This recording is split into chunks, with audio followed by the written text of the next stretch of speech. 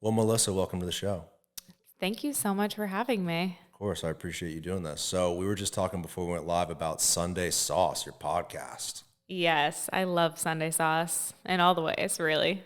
in every way. What a great name, too. I was telling you, I love the name. As a fellow Italian, I have to appreciate. Of course. I mean, if you're Italian and you don't like Sunday sauce, that's criminal. Yeah, like Yeah, it's a real problem. I know. So, what's the setup you've got going on with your podcast right now?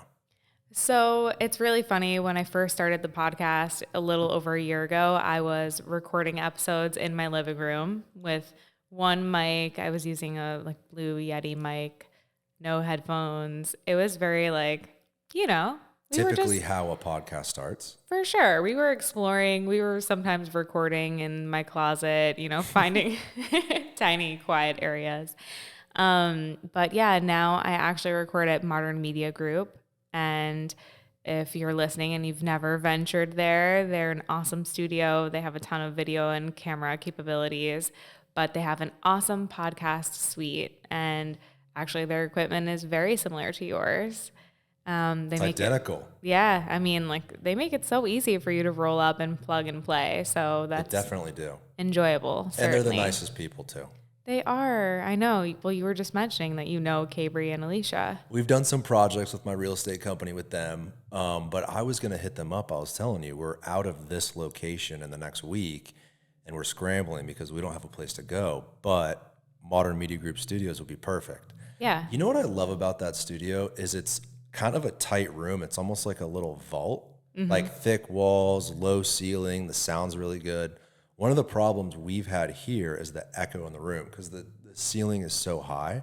Yeah. I was actually going to ask you about that because I feel like my biggest podcasting faux pas was in the beginning. I would take the mic at other places and I would go on site with guests. And I feel like the podcast episode that I recorded historically, that was like the worst one to date, was in a conference room. But it was like a gigantic conference room. There was nothing in it, like hardly any furniture. It was so echoey, and it was in the way beginning of my podcast. So Is it on YouTube? no. I was But going to say, Tyler, pull just it check it up. out. But no, the guest and I were sharing a mic. Like it was kind of a little bit of a disaster. So Yeah, well, it's such a learning curve. This is episode 26, Tyler. So 20, I mean, that's not that much, but it's every week. So we've been doing it a few months, and oh my gosh, we've gone through a million different computer programs, editing tools. You've had the same equipment the entire time, besides the camera. We've got new cameras. yeah, What a learning curve, though. I know. Like, people think you just plug it in and talk. No. No, it's like full production if you want to have a good show.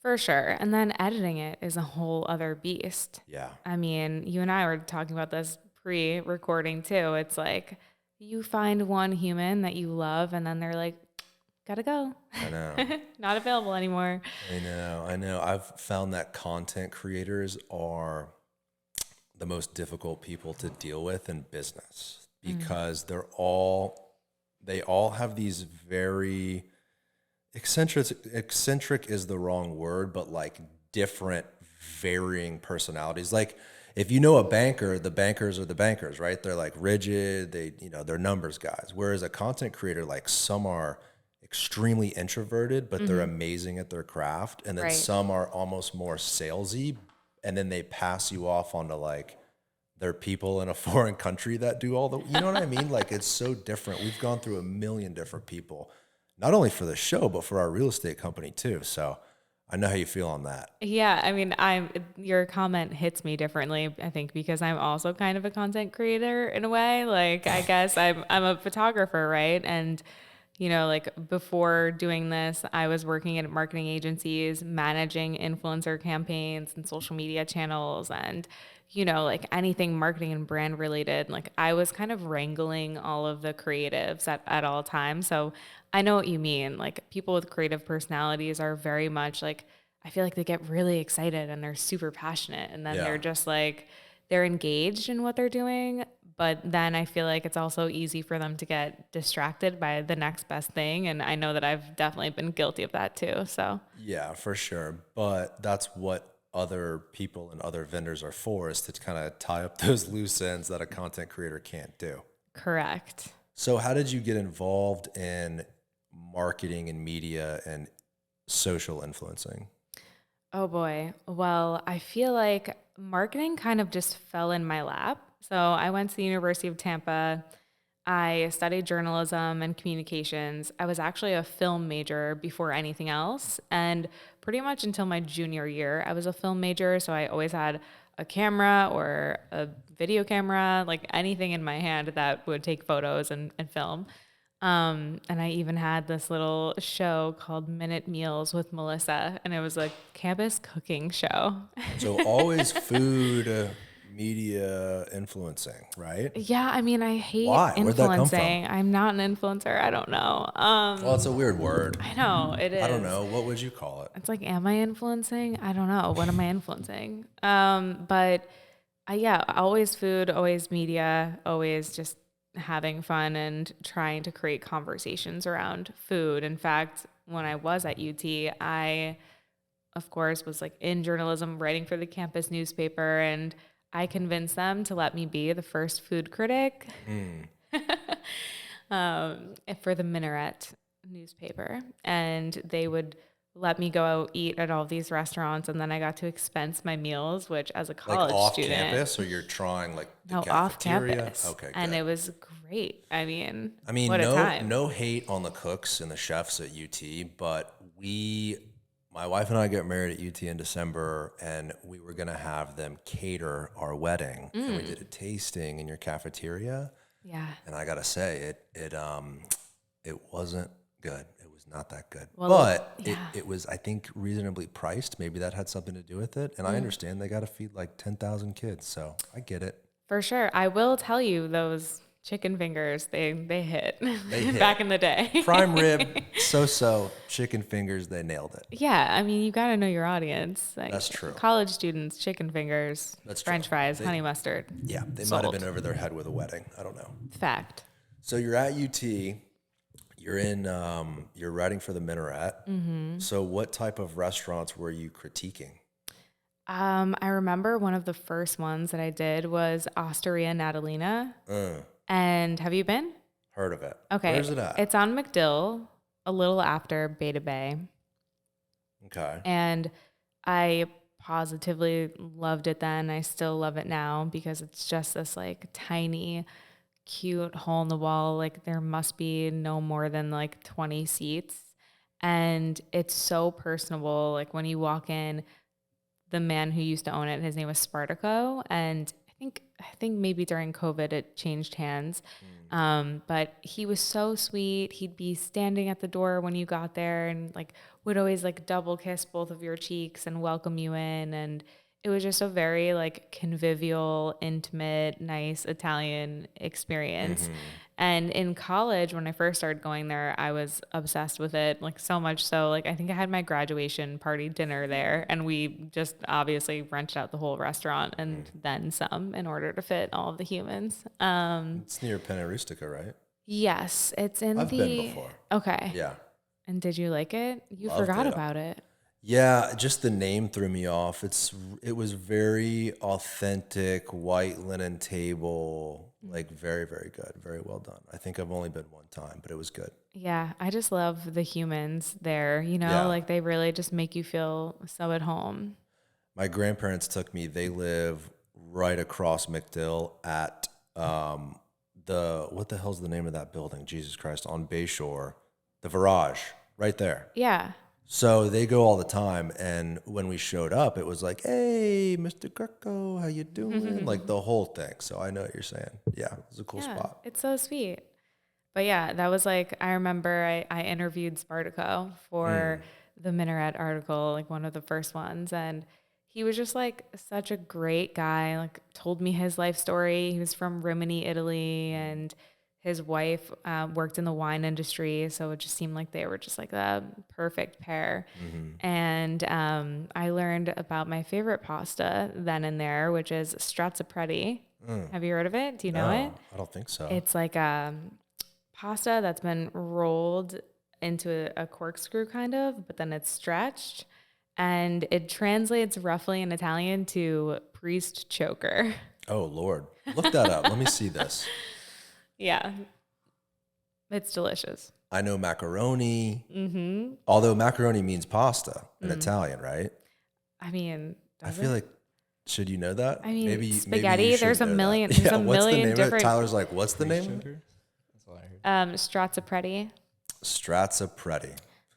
So you find this pasta, you're like, oh my God, this is the best pasta ever. And what did you like about it? Since you are such a, would you call yourself a foodie? Like what's the new terminology? I mean, I would say I'm a food enthusiast. Okay. I prefer to be called a food goddess. Ah, Just kidding. I have had this before. A food goddess, yeah. Yeah. That's a more dressed up version of a foodie, is a Yeah. food goddess. I mean, I've of had it course. before. Yeah, this is good stuff. I like it's thick. You can actually taste the pasta, which I love. Yeah, and it just does a really great job at holding the sauce as well. It doesn't have like a gigantic hole in the middle of it, obviously. So it's like a very good sauce vessel. And it has a little bit of chew to it as well, which I like. But they serve it with like a pink sauce and a variety of seafood. So yeah, man, it's good. It's Have great. you been to Italy before? I actually just got back from Italy. Oh, amazing. Where'd you go and how long did you go for? It was my first solo trip that I've ever taken actually. Whoa. And I was gone for almost 2 weeks. Bold. And I started in Venice. I met up with a couple friends along the way that were on their own separate trips. So it was nice. I was alone, but not really. Right. But I started in Venice and then I went to Verona, which Verona was really, really interesting. Have a lot of weird ass stories from there. But Verona, then Modena, Bologna, and Imola. All small towns. Yeah, like I've been to Italy before and I've been to, the Florences, the Rome, Pisa, more of like they're obviously like hubs in Italy. Right. But I really wanted to spend some time with myself, you know what I mean? So yeah, small towns. They were great. We went on our honeymoon in December and we stayed in Rome for 10 days. And then from Rome, we would do day trips around. And one of the trips we took, it was like an evening little excursion we did, was we met up with an Italian family and did a cooking class. Cool. And we did some pasta rolling. I think that we made a few different types. But learning the ingredient difference between Italian pasta and American pasta was really mind-blowing. Like in Italy, it's literally 2 types of flour and water. Yeah. This, you can obviously add more to it. You can put eggs in it, stuff like that, yolk. But this family didn't do that. It was like water and flour. I was like, holy shit, this is amazing. It tastes incredible, and it's 2 ingredients. Yeah, I mean, I feel like the main difference is like when you're traveling anywhere in Europe, really, versus the United States, is the quality of their food in general is so different, and they don't have as many additives. It's way more fresh. Their lifestyle and their approach to food is so much different. Like I here was like properly gluten-free for almost 7 years. And then like I could travel and go to other places like Italy and Paris, and I could eat bread and pasta and all the things and be totally fine. Yeah. It is just like really interesting to see like how their food just feels like more nourishing and real than ours. I don't know. That's a good point. Nourishing and real. And it's true too. When you look at ingredients, whenever you order something in Italy, everything has 5 ingredients, 6 ingredients, 3 ingredients. Like a dish that would have double-digit ingredients, like any restaurant here in America would be like, what the hell are you doing? Like you're ruining the food. Right. In America, it's garlic, butter, salt, heavy with flavor. But in Italy, there was actually a term for it in Italian. I forgot what it was, but it means like let the food speak for itself. And so the ingredients they use in Italy, basil, tomato, they don't use like lard, fat, oil. It's all simple. And you taste the food and it is more nutritious. You get back from a trip and you don't gain any weight and you've been eating pasta the whole time. And I think the reason is it's real food. Yeah, I mean, with that being said, I think that I did gain probably like 4 pounds during my trip. But 4 pounds in 2 weeks, though? you're like also That's not walking bad. 20,000 steps a day, and For real. so. But I was like a tiny bit of a piglet when I was there. I was like, for some reason I declared like every meal I needed to have dessert with. I was Yeah. just like, yeah, why not? I'm on vacation. You're on vacation, I exactly. deserve it. Yeah, I think we put the Nike app on one day and we literally walked like 10 miles. The room, it was insane. That's probably the reason why you don't gain weight is because you're walking everywhere in Italy. Yeah, exactly. Wouldn't have it any other way though. For real. It's the best way to see the country. Yeah. So you went to University of Tampa. You start in this kind of process of food reviews around the city. What year did you get to Tampa for your first semester at UT? So I actually transferred into UT. I graduated high school early and I started going to a community college in upstate New York. And then I transferred to UT mid-semester of my first year or second year. I don't know. And Yeah. I got here in 2008, in December-ish. 2008. Yeah. Okay. So you've seen the changes in Tampa. 2008, do you remember a restaurant actually where the Virage is, the building my grandparents live in on Bayshore Boulevard? The restaurant was called The Colonnade. I I remember it, but I never went because I remember when I was at UT, like that was like the place where all the old people went. Like back in the day, like I would be like, oh yeah, like don't go there. Well, that's where my grandparents took us for Thanksgiving and stuff like that. Okay, well So that tracks. yeah, it makes sense. It checks out. I mean, I'm sure it's delicious, but I was just discouraged. Well, it was iconic. I mean, it was Yeah. a huge restaurant on Bayshore Boulevard. Beautiful view of the bay downtown, and it was seafood. So it's like that's where you get your crab legs and Yeah. all the amazing seafood.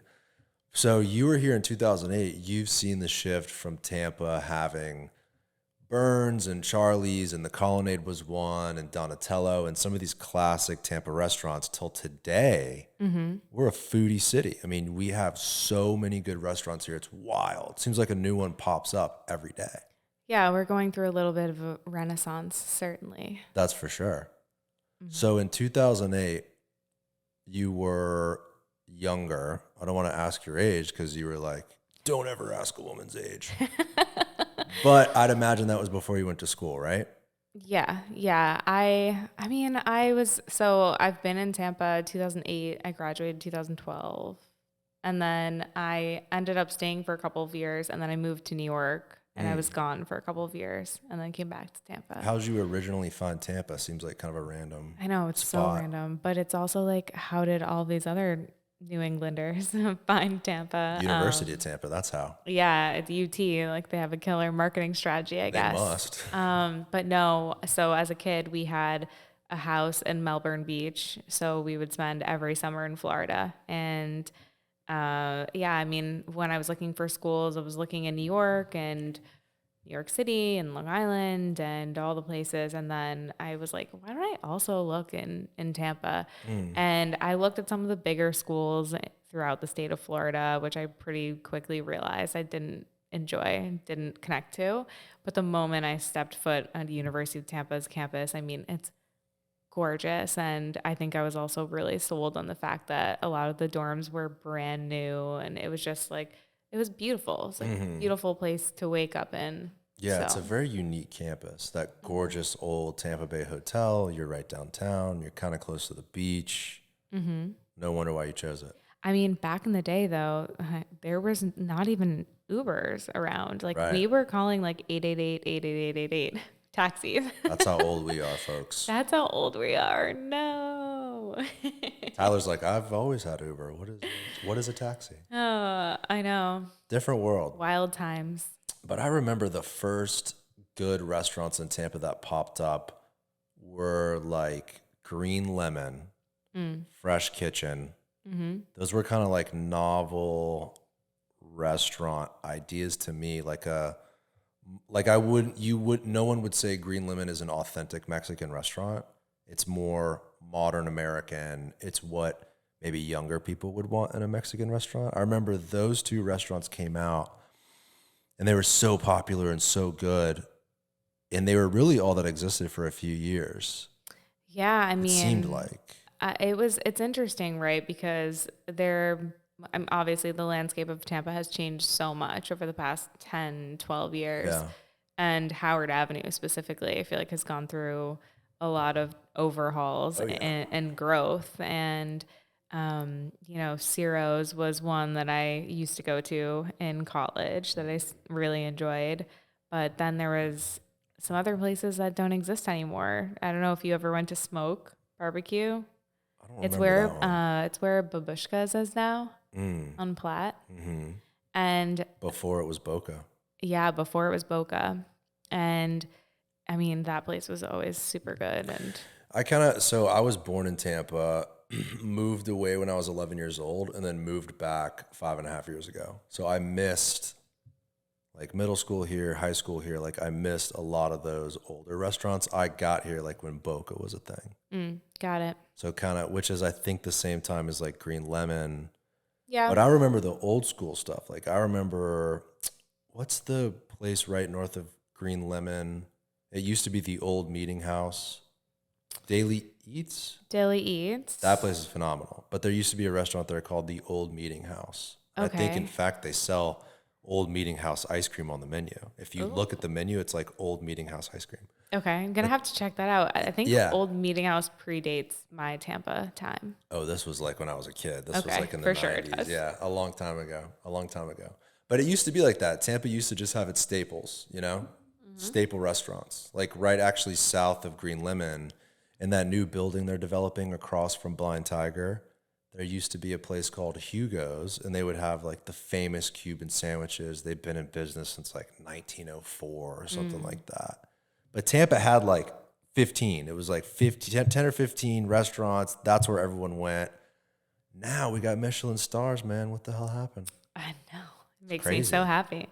But you predated the Michelin stars. You can tell everyone. You were here before it all. I was.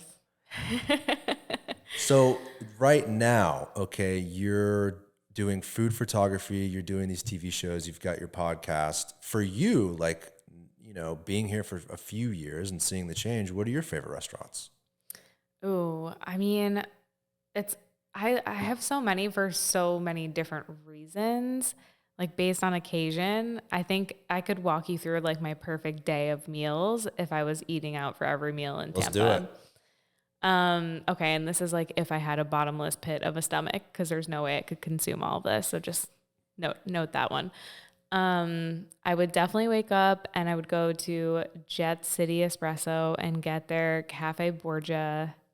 They have this amazing, and okay, it's like $10 also. It's a financial commitment. It's a latte, but it has espresso and a little bit of like orange rind and some vanilla and like homemade whipped cream. Oh my God. And it is just like the most delicious dessert for breakfast type vibe. And then I would go to Sucre Table because I mean, it's iconic and amazing if you haven't been. And I would get their croissant muffin of the moment. They have like seasonal different kind of like cronuts, but it's a croissant and a muffin. Oh, And Lord. man, they are incredible. I don't know what flavor they have now, but whatever flavor they were offering, I would definitely order it. Yeah. For lunch, I think I would go to Desunko and get their ramen. They have their Desunko bowl is awesome. I like to make it spicy. Have you been there? No, I have not. Okay. But I'm mentally tracking all of these ideas for the weekend. Good. And then if you were still hungry after ramen at Desunko, I would get their karage, which is like fried chicken, also super delicious. You know what? Maybe I have been to this place. No. I'm thinking of, there's a place on that side of Kennedy. I think it's called Sushi Ninja. That's where I'm thinking of. I was just looking at the map. Yeah. Sushi Ninja is like right down the street. Yeah. But what do you think of Sushi Ninja?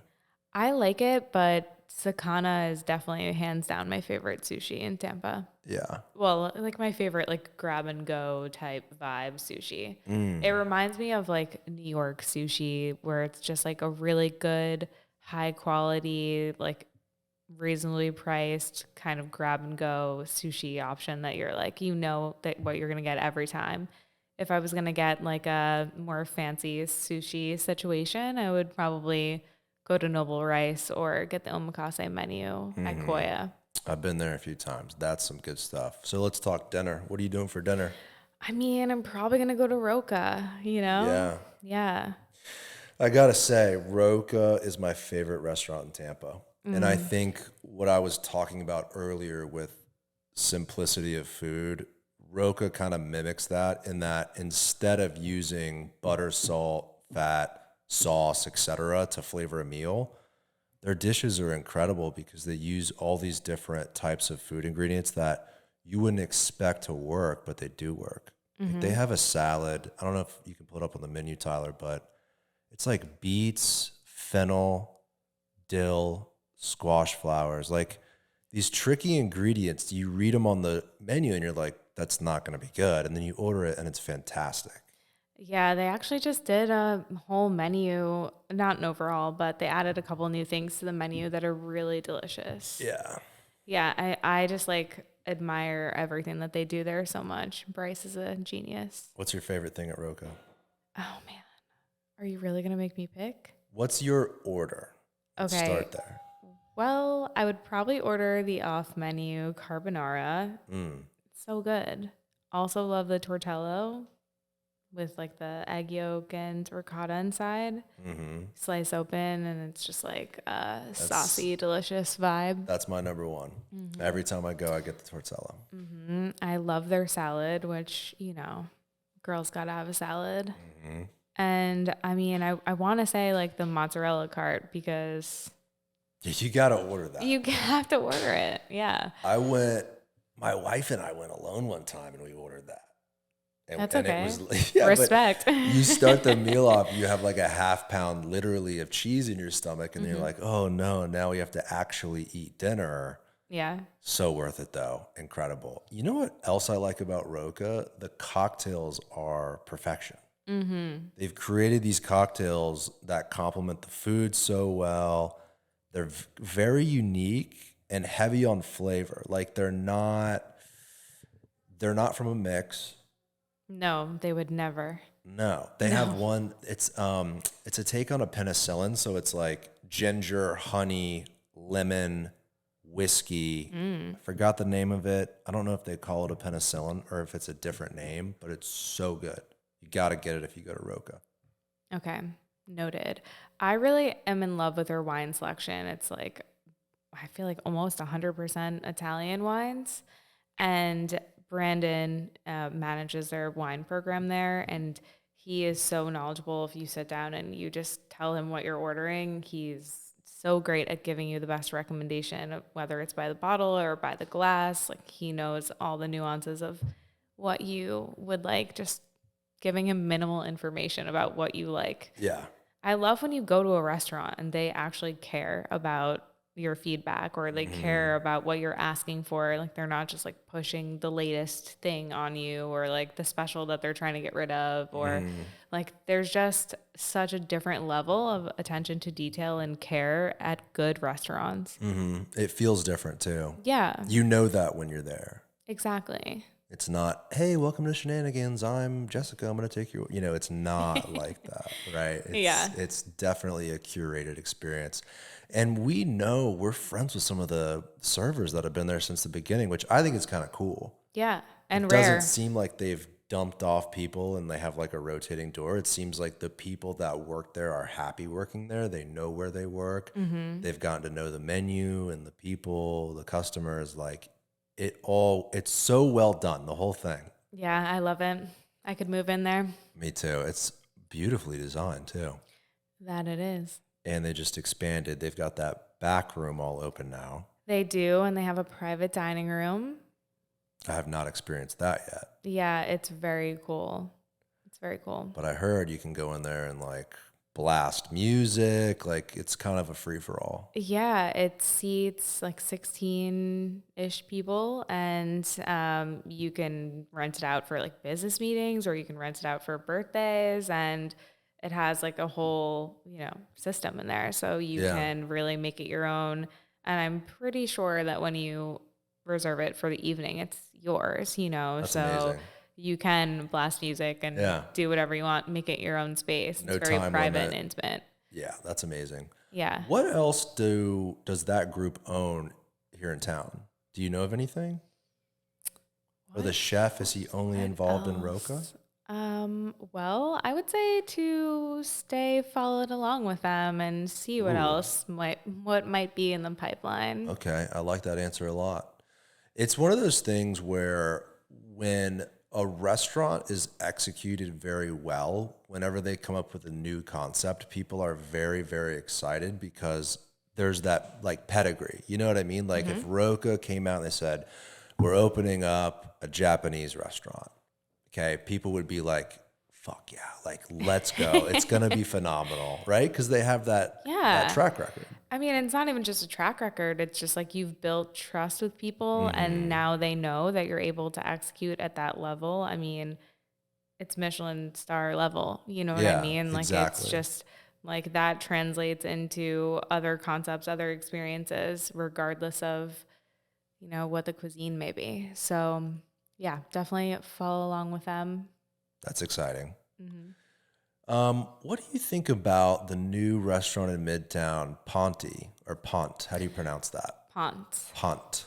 Yeah. I have been a couple of times. I really like their cocktails. I feel like everywhere I go, I have to order a dirty martini, and that is like how I test the waters, which they passed with flying colors. There's a couple of things on the menu that I really enjoyed. The last time I went, I was just with a couple of girlfriends and we ordered a bunch of appetizers. They have this mushroom soup that is like next level delicious. It just has it's like a little textural playground, and they pour it into the bowl table side, which is always fun. And I know it's like a random thing to call out a bowl of soup, but it really is that good. It made an interesting, lasting impression on me. Mushrooms have grown on me. I was always like, never a fan, ever. No? No, but recently, and with Roca, I like them now. I like them on burgers, so I'll have to try the mushroom soup. I've bought a few gift cards to this place for other people, but I've never been myself, so I got to check it out. Really? Do you like oysters? Not really a fan. Okay, I was gonna say they also have really delicious oysters. I will say I don't really enjoy raw, but I do like Rockefeller. I like them prepared in other ways. Okay. Fried. See, I'm more of a raw oyster gal. Yeah. But I mean, I can enjoy them other ways too. Here's the thing about oysters, okay? If you smother it with cocktail sauce and you put it on a salty cracker, what are you doing with the oyster, right? Like, just remove the oyster, put cocktail sauce on a cracker. It's a better texture. Just enjoy that, right? I'm dying. I mean, so if you do ever decide to venture into oyster land, raw ones, you'll find that when they're from different places, they have different flavor profiles. And so like some of them are really delicious and they're more petite and they taste like cucumber and like seawater. I'm telling you, like you really do have to like a cucumber or like a sea cucumber? I mean, like a cucumber and sea water had a baby. I don't know. It's delicious. Not sold. I don't know about cucumber seawater. Like I'm telling you, what was that oyster company that used to be at? It's the company that is like a spinoff of, God, the catering company. Why is this? Boat Run. Yes. Okay. Yeah. So Boat Run used to be in Sparkman Wharf once upon a time, and Scott would, like I feel like I followed along with Scott and then his partner too for a while, and they at some point also were managing their own oyster hatchery, which was so cool. It really is. Really interesting to follow along with that journey that they went on. And I would be interested to know where they are today with it because I haven't heard anything. But from what I understand, they're focusing on Salt Block Catering, like the big catering company they have. I hear they're successful. We tried to get them to cater our wedding too. Back to my wedding catering stories, but didn't work out. I think they were like too busy. So who did cater your wedding? It was a company called Good Food. Okay. Their office was in Tampa Heights. I'm I'm trying to think of like where it was near 275, like up on that side of Tampa Heights. And it was phenomenal. In fact, the best dish they had was the vegetarian dish. Miso glazed quinoa. Phenomenal. I like Like it. sweet, a little bit salty. It was my favorite thing. And then we had, I think, short rib and a chicken breast option too. But surprisingly for me, I was like, I like the vegetarian one the most. I feel like that always happens at Yeah. weddings. It's because like there's a different like level of attention that goes into the vegetarian option because I mean, listen, it is hard. I used to work for a catering and events company in Manhattan and I know what it's like watching chefs pump out dishes for 500 to 1,000 people. There's a lot of intensive work that's happening on the back end. There's a lot of upfront preparation. Like it's a beast feeding that many people at once, and to do Yeah. it perfectly in execution, making sure everything is the same temperature when it hits your table. Oh yeah. I mean, it's a job. 100%. But yeah, there's nothing worse than going to a wedding and sitting down and then you order a medium rare steak and it Yeah. hits the table and it's like a hockey puck. And that's the You thing know. with UT, like not to hate on UT. And granted, we talked. Stop hating I on know, I UT. know. We talked about it Okay. earlier. Quality, quantity. They're feeding college kids. I get it. But for us, it was like, dude, the food is so important at the wedding. Of course, yeah. In fact, maybe the most important thing. There's like music, food, and everything else can be sacrificed is the wrong word, but maybe like there could be less Back attention burner. given to it. Right. No, but the owner of Good Food, and I wish I remembered his name so I could shout him out. The nicest guy. Yeah, Tyler can pull up Good Food Tampa. He was at my wedding, like sweating, running around, making sure every dish was perfect. You know how it is. Like Yeah. I think we had 200 people. Every dish was immaculate, like not a splash of sauce on the side of the porcelain, like very, very well done. Amazing. Top left, Kevin Lasasson, maybe? Lacasson? Yeah, Kevin was the man. He was great. I would recommend them for catering. They did a really good job. And like you said, I think you're right about the vegetarian thing. Like they have to nail the vegetarian option because there's a select gap. There's like what, out of 200, maybe 15, 20 people would get the vegetarian option. But if you think about it that way, it's the option that's being cooked the least, and so like they're paying more attention to it. You know what I mean? Like True. if you're cooking something in a smaller batch, it's easier to execute. So Yeah, that's true.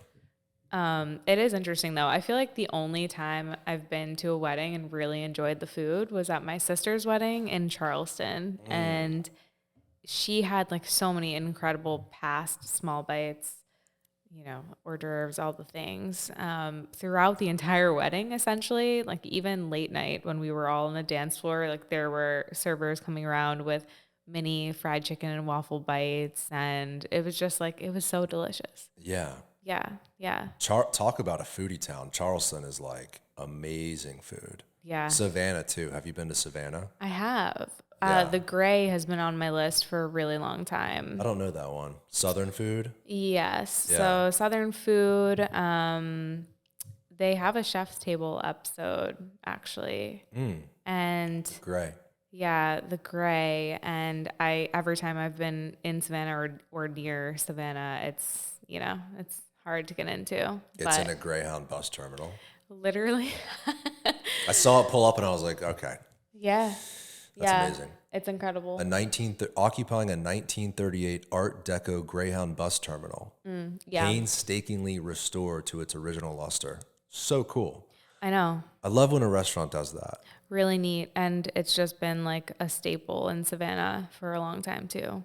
Do you think the food scene in Tampa will slow down at all now that there's a million different amazing restaurants here? No, because there's still not enough restaurants here. Yeah.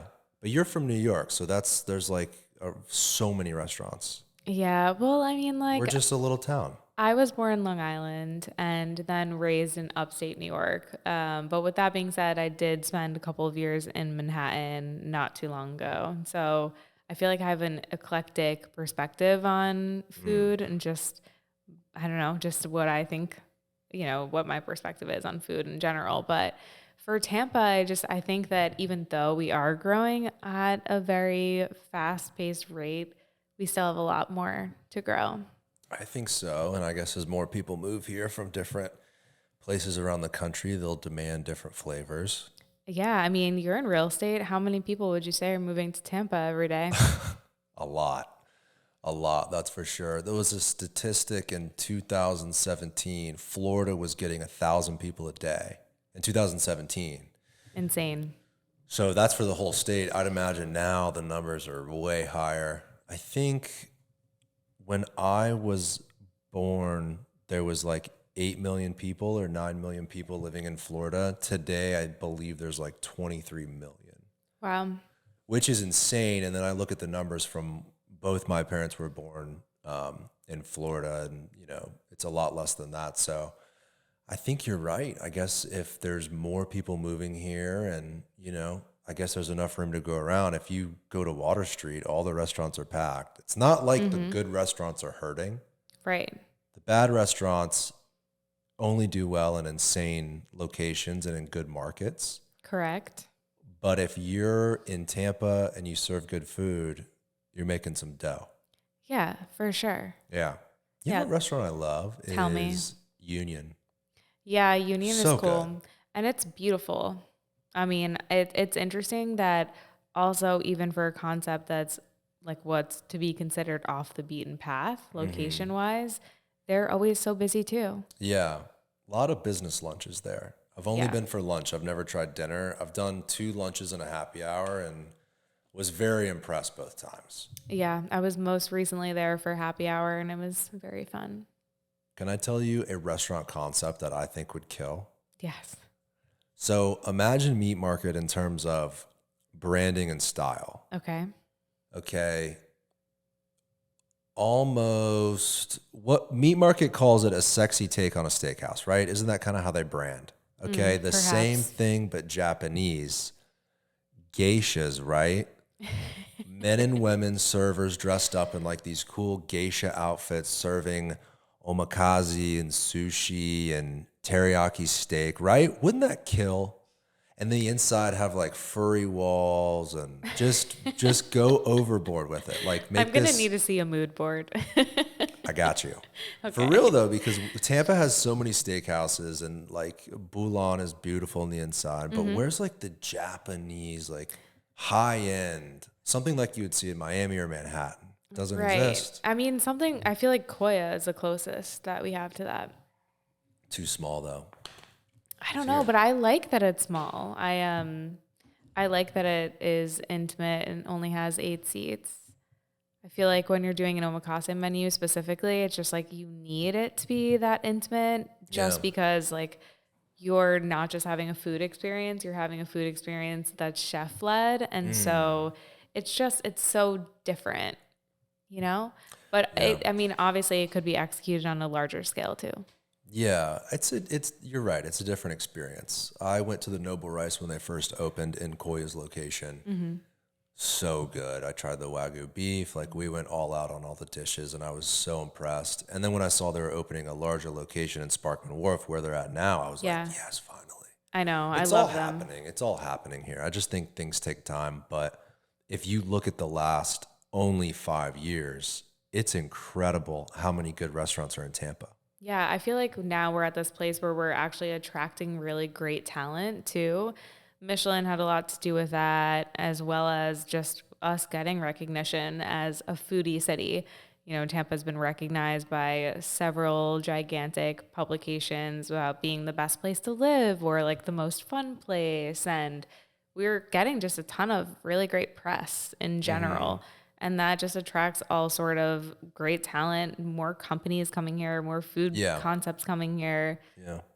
Just like a greater desire to be here and build up the city. So that's been really nice to see. Yeah, it's a snowball effect. Yeah. Like everything is a part of itself. And as more people move here and as more things get developed and more buildings and more restaurants and businesses, it all comes with each other. Yeah. Something I would really like to see though is downtown Tampa be built up more. I think that it's kind of been like the sleepy girl of Tampa Bay throughout all this time. Obviously, Water Street is amazing. Channel Side is amazing. There's been so much growth with the Edition Hotel and all of the new restaurant concepts being there, and Boulan and Predalina, and it's been amazing to see that side of downtown Tampa really flourish. But I think, still even walking in downtown Tampa now, there's a major lack of restaurants and retail. There's no retail at all. It's interesting, right? Like a lot of those buildings, even like on like the Crest block, near like the Element, it's just like they're so abandoned that like the bottom floor spaces have like gigantic plants growing in them, like out the windows. It's like I Am Legend. Yeah, it's wild. So I'm waiting for that part of downtown Tampa to get a little bit more developed.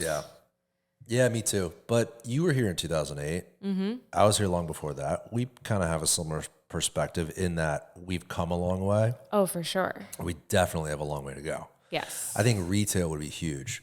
Who was that, Tyler? Did they get what they needed? Cool. Interrupted twice. I think that's a record. I know. Someone rang the doorbell. Front and back door. Front and okay. From all Well, angles. From all sides. But a lot of action. We got to get retail because I think retail is the glue to any urban area, right? Like if you look at Hyde Park Village, I think one of the reasons why Meat Market does so well midday is because there's people shopping there. You don't have that in Water Street. I think it's coming.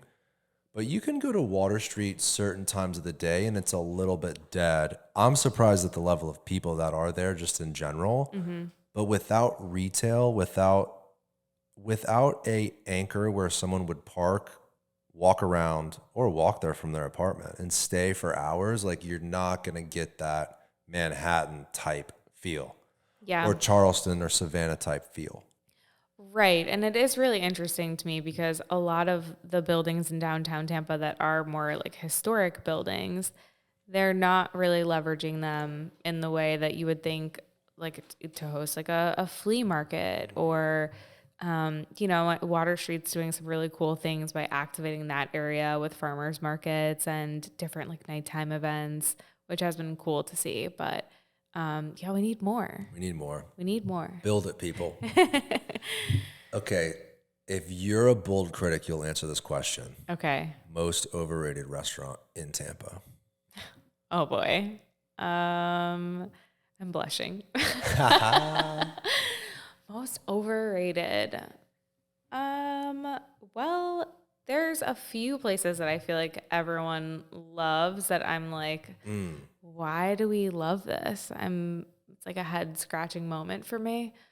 I honestly think one of those is Meat Market for me. I know you love Meat Market, but I feel like there's some really great things about it, but also for me, because it's a franchise, I just don't have any love for it. Franchise though? I mean, what is there, like 3 locations? Palm Beach, Tampa, Puerto Rico, right? Don't they have one in Puerto Rico? I don't know. Look it up. Yeah, let's look it up. I'm pretty sure there's only 3. I don't know. I just feel like it's overrated, but maybe it's just because it's not my vibe. Like I'm less of like a Miami gal. Yeah, I get what you're saying, and I somewhat agree in the sense of if someone was like, I want the best steak in Tampa, I probably wouldn't say Meat Market. I would send them to Charlie's or Burns just for that classic Tampa feel. Yeah, 1,000,000%. And Meat Market, in terms of like attention, has so much. Again, the furry walls and they've got.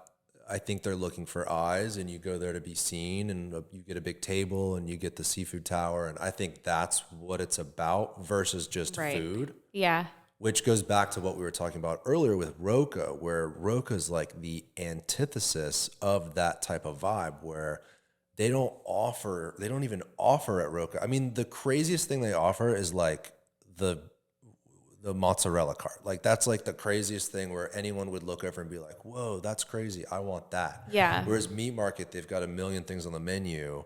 like they had a drink that was like on fire. I think they got rid of it. I don't know. It's just meat market. It's very flashy.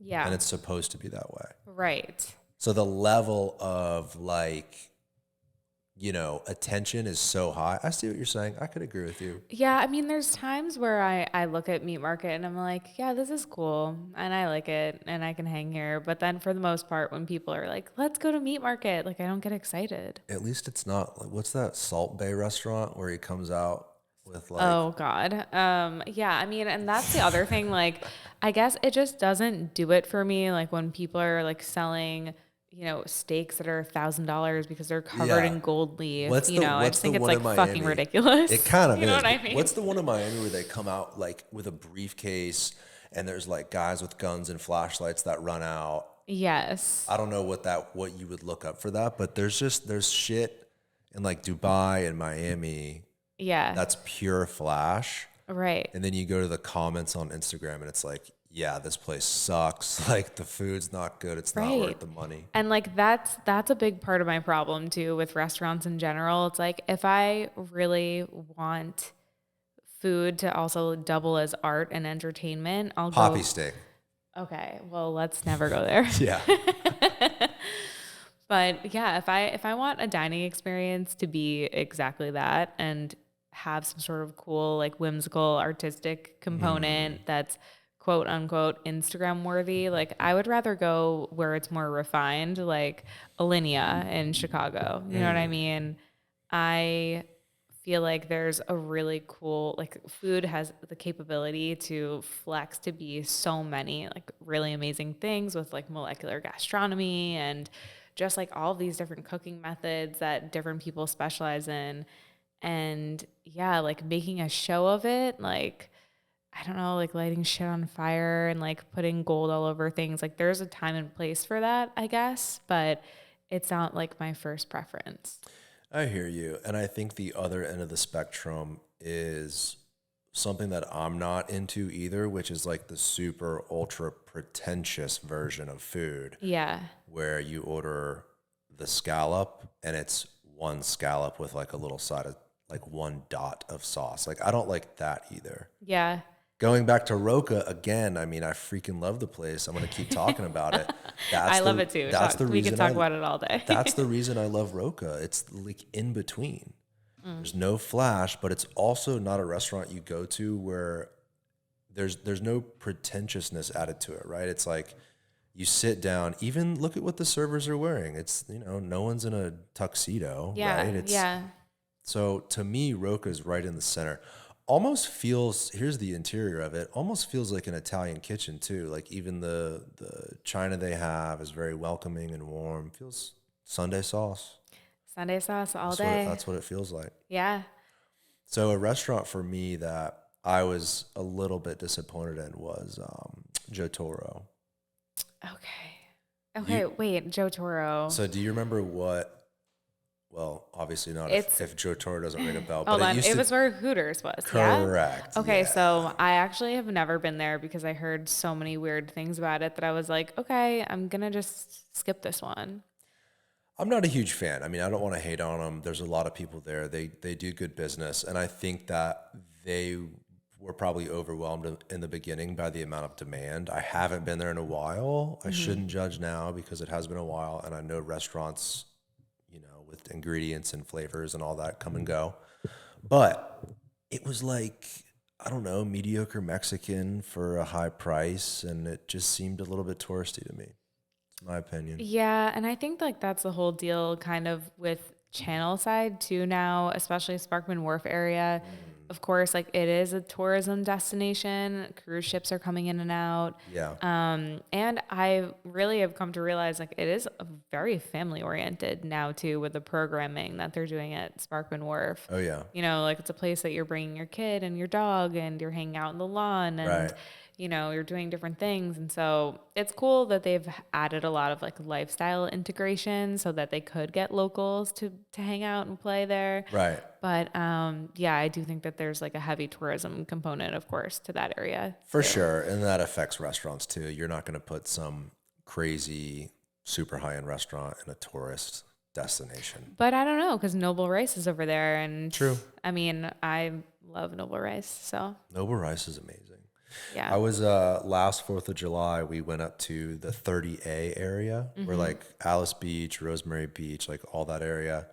There was a restaurant our friends took us to that was phenomenal. They know the chef. It was omakase style. It was 12 different little pieces of sushi, sashimi. Talk about simple food, you know, talk about 3-4 ingredient food, like a little touch of wasabi, a little soy sauce, piece of fish and rice. That's it. And for like somehow, whatever way he marinated the soy sauce, like the way it came out was just unbelievable. Well, it's like then, so when you have so little components, you really are just treating them with such care. You know, I'm sure that the rice was perfectly seasoned and you had barrel aged soy sauce and the wasabi was probably next level, you know, like they probably flew the fish in. And so it's just like, yeah, I feel like with every dining experience, part of the element of it is like the element of surprise, right? Like you don't know what you're going to get the first time, which is always like fun for me too, to like reflect on or write about or like really dig into. And especially when there's new concepts in Tampa, I'm like, okay, I need to go write a little bit about them, whether I share it or not. You know, I love to write in general, as we've discussed. But yeah, I mean, love that. Love everything we have going on. Writing is interesting. It's almost a therapy in a sense. So much more than, I'm not talking about keeping a journal. I mean, if that's what you do, that's cool. But like writing your dreams, writing your experiences, writing to me, I don't know. There's something that's magical about it. Is that typically how you do your social media? First of all, your photography is gorgeous. Who's your photographer? Who's taking all these? Let's shout them out. Yours truly. For real? You took all these photos? Of course. Very, very well done. Thanks. Very well done. Yeah. Look at that one the shrimp, the rock shrimp at Roca, right? Where are you? No, because I don't remember it coming with a sauce like that, right in the center. No, that was actually from a photo shoot that I did at the Hilton downtown. Wow. The Hilton has food like that. Restaurant 211. I need to check that out. Yeah. Is that shrimp though? Looks like shrimp. Maybe fried shrimp. What do we got? I don't remember what it was. This was such a long time ago. Hilton, downtown Tampa. Who knew? Yeah, check it out. Restaurant 211. They have Restaurant 211. Pretty cool chef. Oh, you know what restaurant I've been wanting to try? It's at the Meridian Hotel in the old federal courthouse. What's the name of it, Tyler? Look that up. Oh, Bizu? Is that what it is? Yeah. Possibly. Yeah, it's in that old federal courthouse on Florida. Yeah, I have never eaten there, but I've had drinks at the bar. I've done a little photo shoot there. But yeah, it's really cool what they did with that space. I mean, I love anything historic with a little bit of old world charm. Yeah, like the Gray, an old Greyhound bus station. It's too bad in Tampa that over the last probably 5 decades, they've torn down so many old buildings. Even still today, they do it. I need someone to buy the Crest building and make something really amazing there. I've heard stories. I heard there's 2 feet of water. First of all, there's a basement. Insane. That whole block is connected. And I believe, do you know where the vault is?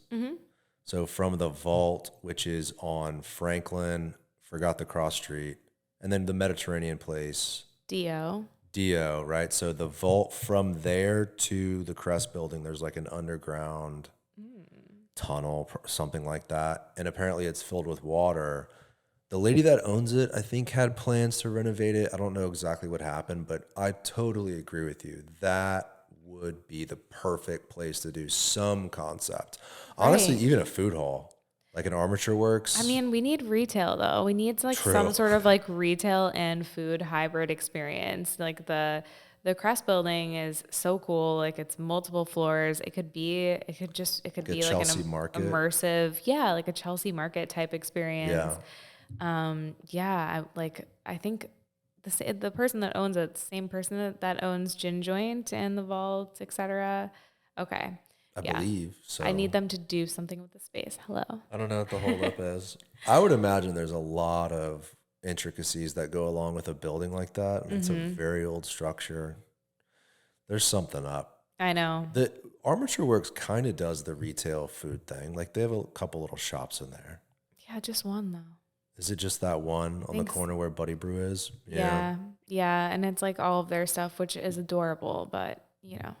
But can't you see when Water Street does phase 2 in the future phases, like once Water Street is fully built out, that whole empty space right north of phase 1, can't you see Chanel, Ferragamo, like some of these high-end brands having a presence in the Class A space that is Water Street? I think that is the tipping point of Tampa when you get retail downtown. What's the timeline for phase 2 of Water Street? And also now that Vinnick's role has changed. It's a good question. It's interesting. It's a question mark. Yeah, he exited that deal. He referenced in the article about him wanting to spend more time with family. I would imagine he probably felt like his work was like done, you know what I mean, air quote, where he executed this vision.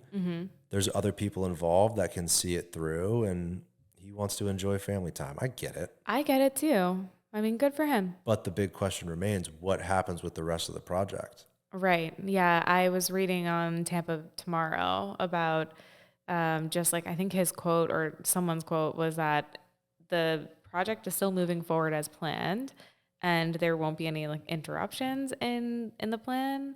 That is, you know, to be seen. Pull up Water Street, the website. Yeah, we need to know. Yeah, I saw on there they had, I think like this year. Well, first of all, I know they've already done infrastructure work on phase 2. Like they've already cleared the lots. They're doing groundwork. I know the Selman Expressway is creating 2 new exits downtown to accommodate phase 2. So it's a huge project. It's not as simple as let's build the buildings, right? There's years worth of work that goes in before it. As far as I know, they're working on it though. They have a map, Tyler, that I think you could go about on the top right. There should be a map, project progress. Yeah. Just that. Let's see. See, that's full build out. And even look how far it goes to the left. Yeah. It's a game changer. It will be, certainly.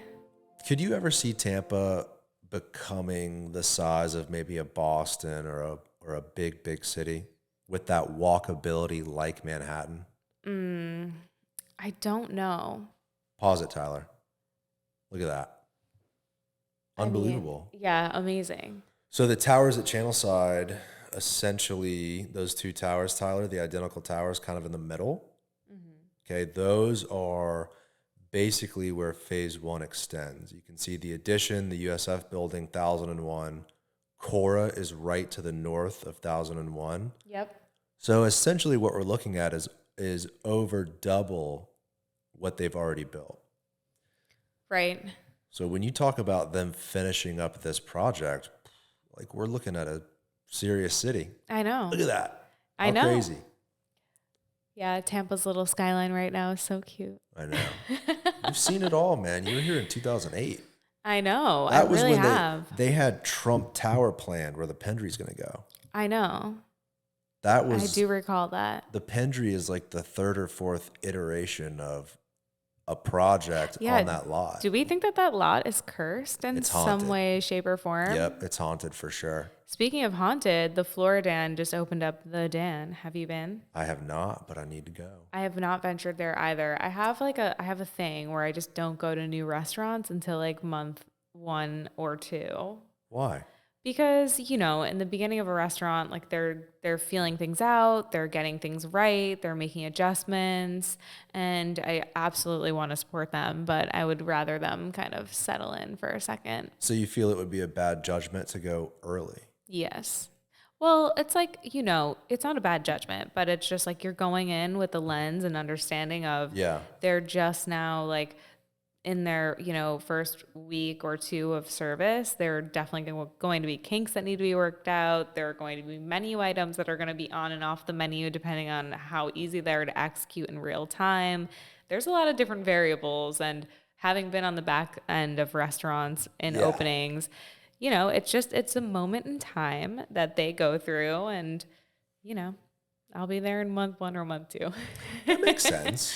I was Yeah. when they were building out Boulogne, I went there pretty early in the first few weeks, Mm-hmm. and I thought, first of all, what a project! Like Yeah. the size of Beautiful. the size of the space, the investment, the money that was spent to build it out in the way they did, and then you think about the staff and the food, and like this is a huge business operation. And you're right to go in on like day one and be like, this place sucks. Yeah, you can't do kind that. of- It's just yeah. not a fair, it's not a fair judgment call. And You're I probably mean, with that too, in Boulan's case, Jeff he was doing so many things at once, like Boulan opened and then Union opened, and he announced that there's going to be another concept in St. Pete.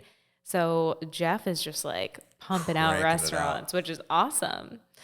Thank God for that guy, and thank God for these few select chefs, restaurateurs that really care about bringing these amazing concepts to Tampa. I know. It's so important. What's your favorite restaurant? We didn't talk about that. Well, if you couldn't already tell, Roca's up there. Yeah. I would say Roca is my favorite restaurant. Okay, you maybe did mention that. But to keep it interesting, let me think about like a plan B. So I haven't tried Predalina.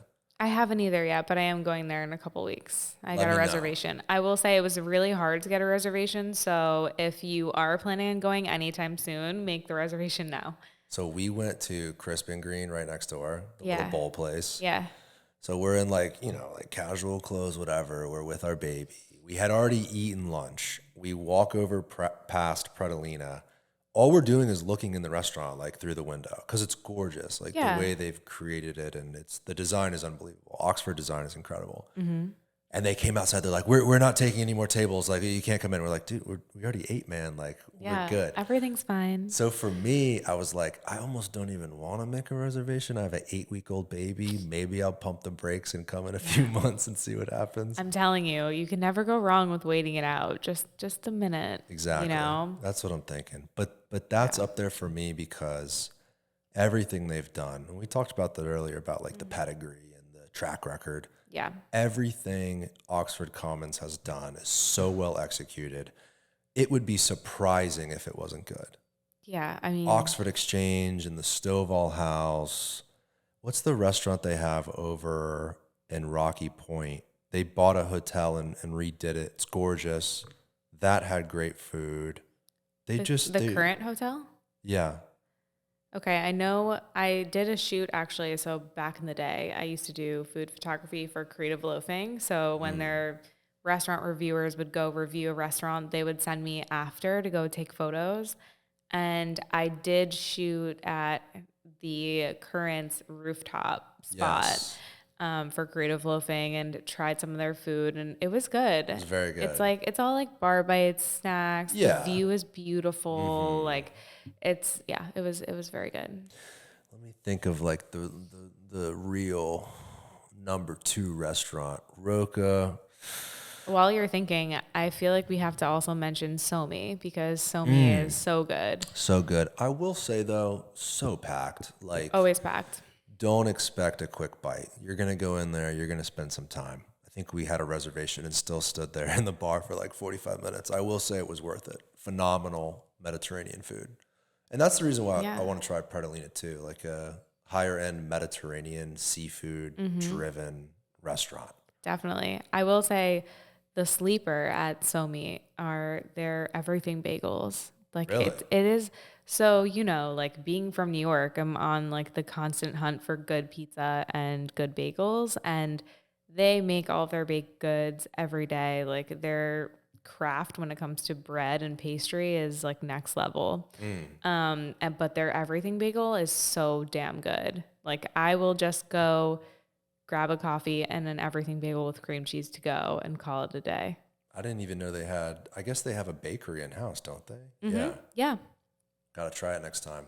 Highly recommend. 10 out of 10. I mean, I could toss out like green lemon, right? Like green lemon is just so fire. Yeah, their queso is delicious. It's too good. Their I did a bowls photo are shoot there unbelievable. recently. Yeah, Really? yeah. And what a fun restaurant too. They got the DJ, you're drinking a margarita that's as big as your head. It's like, it's a good time. Yeah, and the team there is just really cool too. Let's talk about Tampa food. Okay. Real Tampa food. Real Tampa Tampa culture food. food. Okay. Here we Deviled go. crab, Cuban sandwiches. Yes. What for you? Okay, you're food critic. We've talked about all these amazing restaurants. What about Tampa food? Like, what do you think about the local flavor of the city? Well, I think that the Tampa food scene runs really deep, and it's like rooted. When I think about Tampa food, I think about Ybor City, and I think about all of the history there, and just like the longevity. Because I do feel like Ybor, in a weird way, although it has so many different connotations because of the nightlife scene there. It is still like one of the most historic spots you can stroll through during the day and like feel like you are transported to a different place in Tampa time. And so like, the Columbia obviously is a staple with their 1905 salad and their Cubans. And I think they obviously have deep roots here over 100 years. But yeah, I mean, I definitely enjoy that. In fact, I would like to see more of that. I think Yeah, that, in a weird way, Tampa has like lost their food identity or maybe it's just gotten shuffled around so much. been drowned it out by all these other restaurants we're talking about, I think. Yeah, and I think that that's a good thing, like competition and variety and an eclectic dining option is always key. I mean, it's like the key to any big city, right? But at the same time, like a lot of conversations that I've had with other people that are in the food space is that I do feel like sometimes Tampa struggles to have its own identity. Like there's just not enough Cuban food. Like there's not enough Cuban sandwiches, like there's like mom and pop spots, which, everybody loves, like Yeah, La Segunda. exactly. That's never going to die. That is like tried and true. Right. But yeah, I would say like my one critique is that I would like more of it. Totally agree with you. Have you been to Carmine's on 7th Avenue? Yes. Yeah. Yeah. That place is awesome. I know. And it's cool. It's like one of the most long standing joints as well in Tampa. So It's probably, it could be because these new restaurants are so exciting. They're in Water Street with the new buildings and all the, we talked about like Meat Market and the Flair and, you go to Union and the inside of it is gorgeous. Like you're in a designer show house, right? You have to want Tampa food to go to Ybor to try Carmine's and get the deviled crab with the hot sauce on it. Like you have to be searching that out. I think it would be really cool if some of these newer restaurants could implement some things on the menu, like a deviled crab, like a yeah. Cuban sandwich. And I think that they do flan for dessert, right? The spaghetti with the blue crab sauce, right? Like these classic Tampa dishes. I think it could be implemented outside of Ybor in a high-end restaurant all day. Well, I think Ulele does a really good job at that. That's Like a good point. they do have a lot of like integrated dishes that are influenced by Tampa and Yeah, and Florida in general too. yeah, and Florida in general and just like obviously like we live on the bay and the water and everything is a lot of things are seafood driven. Look at their menu, I mean, It's insane. Florida native chili at Ulele has alligator, wild boar, venison, duck, and beef. Listen, the pulpo carpaccio is freaking delicious. Oh, I bet. You might not Octopus. be into it since you hate raw things. But No, you know mentioned what, that you though? also liked omakase, so Hey, I love sushi. I wouldn't mind an octopus carpaccio. I like, I forgot which restaurant it is, but it's shaved fish. What's the name of a dish with, it's not sashimi, but it's like shaved thin fish in either a lime. usually carpaccio is like a carne is when it's like cut up or minced, like a minced meat or fish. A carpaccio is like really thinly sliced ingredient. Maybe that was it, but it was like a thinly sliced fish with a lot like squeezed lime. Very simple, very good. I like raw things. Oysters to me are just a different animal.